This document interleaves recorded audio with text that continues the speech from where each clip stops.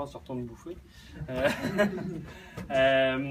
On va parler de Québec numérique. Québec numérique, nous, on est un organisme à but non lucratif. Je suis en train de faire une présentation devant 60 personnes.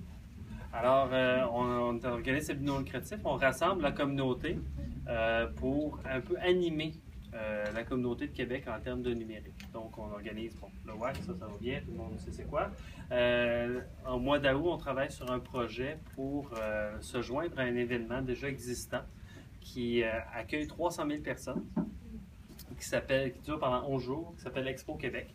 Donc, on va demander aux entreprises de Québec de venir présenter ce qu'ils développent en termes de numérique, que ce soit des jeux vidéo. Et là, j'ai mon équipe qui me niaise dans les oreilles. Je vous déteste tous plus les uns que les autres. Et excusez, c'est pas vrai, je les adore. Mais donc, on a vous savez, là, toutes les niaiseries qu'il disait présentement, c'était impossible de se concentrer. Donc, 300 000 personnes, 11 jours, on montre le numérique, ce qui se fait en termes d'application, ce qui se fait en termes de jeux vidéo, ce qui se fait en termes de recherche. On va travailler aussi avec les Fab Labs. Vous savez, c'est quoi un Fab Lab? Oui. Donc, on va avoir des compétitions de robotique, on va avoir un gros Makersphere qui est supposé d'avoir lieu. On veut initier les jeunes un peu à ce que c'est le numérique, à ce que ça peut représenter comme opportunité. Donc, c'est le genre d'activité qu'on organise. On organise aussi les missions. Donc, on va en France début juin, on passe 5 jours à Nantes. Oui. Voladia est où, là, d'ailleurs? Vous voyez les parapluies. Hein? Ah, c'est poussé, là. C'est Voladia? D'ailleurs, ton bureau, c'est dans le fond, là-bas, en fait. On travaille justement avec les gens d'Atlantique 2.0 et Voladia pour le Web Today. Et ensuite, on va passer 10 jours à Paris, 9 jours à Paris, pour Futur en scène. Je crois que la majorité d'entre vous doit connaître. Donc, pour nous, c'est une bonne opportunité. On espère amener 6 startups. On est en train d'attacher le financement public. C'est toujours le défi. On n'a pas des gens aussi efficaces que l'OFQJ, nous, ici. C'est plus compliqué. Donc, vous êtes très chanceux d'avoir un partenaire comme l'OFQJ qui permet l'organisation d'une mission comme ça. Nous, c'est beaucoup plus compliqué. Donc, est-ce que vous avez des questions sur comment ça se passe dans la ville de Québec? C'est quoi le genre d'entreprise? Qu'est-ce qui se passe comme activité? Comment on dépense d'argent en numérique? Pourquoi c'est monté à Québec plutôt qu'à Montréal? Parce qu'il y a tout le monde qui se le pose. Oh mon Dieu, on est tellement plus cool. Non, sérieusement, on est un plus petit marché que Montréal. Je ne te cacherai pas. Montréal, c'est 2 millions de personnes. Mais c'est un marché qui est extrêmement saturé, tandis que Québec est un marché en croissance. Les statistiques nous prouvent aussi que les parts de marché se développent beaucoup mieux à Québec. L'innovation aussi se passe beaucoup mieux à Québec. Les acteurs, que ce soit de travailler avec les universités, ou ici, nous, on a les cégeps, là, donc entre le lycée et l'université, on a le cégep. On a des centres de transfert technologique qui, eux, sont vraiment plus impliqués dans la communauté. Ce qui permet de faire de la recherche ou d'avoir accès à des ressources plus facilement. La main-d'œuvre aussi, très bonne qualité de formation de main-d'œuvre dans la région de Québec. Vous avez rencontré d'ailleurs beaucoup d'étudiants de la région au cours du WAC. On en a 120 qui viennent assister à l'événement. Donc, c'est des gens qui, même quand ils sont étudiants, commencent à s'impliquer dans la communauté, commencent à s'impliquer dans les entreprises. Puis, la main-d'œuvre coûte moins cher qu'à Montréal parce que Montréal, il y a un coût de la vie plus élevé, donc vous êtes capable d'avoir les meilleures ressources au moins cher. Donc, Sébastien, quelque chose à rajouter? Qualité de vie. Je pense que la Ville de Québec a une excellente qualité de vie aussi qui fait que beaucoup de gens décident de s'installer ou de démarrer leur entreprise à partir de Québec au lieu de s'installer dans une grande métropole comme Montréal, Toronto, Vancouver.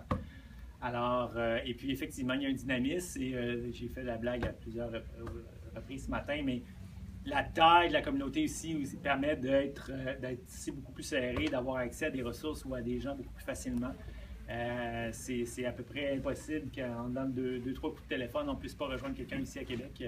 J'exagère, mais pas tant. Les gens aiment beaucoup travailler ensemble. Et je pense que la Ville de Québec, depuis 10 ans aussi, est sur un élan qui est hors du commun en termes de dynamisme, en termes d'activité, en termes de transformation qui amène un paquet de possibilités qu'on n'avait pas avant. Alors, on est sur un momentum super intéressant. Puis, avec vos labels French Tech, on est en train de travailler. On est beaucoup plus actifs que Montréal, justement, aller s'arrimer avec les différentes régions qui ont été identifiées. Même si vous n'êtes pas French Tech aussi, on dit que bon, ben, on est plus petit, on est beaucoup plus mobile, flexible, ça ne prend pas une grosse structure qui dit oh, on s'en va faire là, puis ça prend des réunions à pu finir. Tu sais, nous autres, c'est OK, ça a l'air intéressant, il y a un bel événement, on y va. C'est un peu de même qu'on a organisé avec le Web Today. Ça a pris 2 Skype et c'était réglé. Donc, on est beaucoup plus flexible et ben, ça permet d'avoir des bonnes interactions. Puis, Elliot, pourquoi tu es venu t'installer au Québec? Moi? Non, mais toi, tu es venu t'installer au Québec, là, avec Julien, là, parle un peu pourquoi tu as choisi Québec au lieu de Montréal. Pourquoi Québec et pas Montréal? Ben, c'est plus des histoires humaines, hein. Je pense que c'est ce que je disais à certains qui me posaient la question. Je crois qu'à partir du moment où on rencontre les bonnes personnes aux bons endroits, peu importe le lieu, et je crois que les liens privilégiés entre Bordeaux et Québec, tout ce qu'avait fait le chemin balisé, avec Québec International, les premières rencontres, le WAC, l'OFQJ, tout ce qui a été fait dans ce cadre-là, puis qui nous a permis de rencontrer les bons acteurs, a beaucoup facilité notre parcours d'intégration. Puis on n'a pas ces contacts-là à Montréal, et on n'a pas eu cet accompagnement-là. Donc je crois que Québec aussi, puis la taille humaine, a permis ce genre de choses-là. Puis, 1 an et demi après, je dirais que le choix est conforté avec les clients qu'on a aujourd'hui, qui sont quand même des gros clients qu'on n'aurait sans doute pas eu à Montréal, où le marché va être plus gros, mais plus difficile à identifier peut-être les sources d'entrée potentielles dans les entreprises. Je crois que ça résume pas mal le choix qu'on a fait. Ça va. On est bien content. Mais tu sais, c'est comme nous, on est à Bordeaux, puis on travaille beaucoup à Paris, on est à Québec, puis on travaille avec Montréal aussi. Donc, c'est ça la magie numérique. Ça va? D'autres questions? À part Charlie qui a plein de bonnes questions. Yes. Est-ce qu'il commence à y avoir, parce que là, je peux voir tous les gens qui ont été présentés, est-ce qu'il y a quelques secteurs qui commencent à saturer par rapport à d'autres qui sont encore en besoin? En termes de main-d'œuvre? Non, oui, en termes de main-d'œuvre, en termes d'implantation de jeunes entreprises, est-ce qu'il y a déjà des marchés qui sont en train de se saturer ou pour l'instant pas du tout? Je pense pas qu'il y a de saturation, non. Comme je disais, on est sur un tremplin depuis une dizaine d'années, mais vraiment sur une plus grande accélération depuis 5 ans. Alors, la plupart des secteurs sont dynamiques, du moins du côté des technologies. Il y a un ralentissement dans les secteurs manufacturiers, dans les secteurs plus traditionnels, ça on peut le sentir. Mais en termes de techno, l'ensemble des opportunités est là, et puis la plupart des secteurs sont très, très, très dynamiques. La seule contrainte, comme j'en ai parlé ce matin un peu, c'est ce qui freine, c'est l'accès à la main-d'œuvre. 5% de taux de chômage, c'est pas beaucoup, ça crée beaucoup de challenges de main-d'œuvre, mais en même temps, on devient de plus en plus attractif. Alors, il y a beaucoup de gens qui partent de l'extérieur pour venir s'installer à Québec pour travailler, pour partir de leur entreprise et pour s'installer aussi.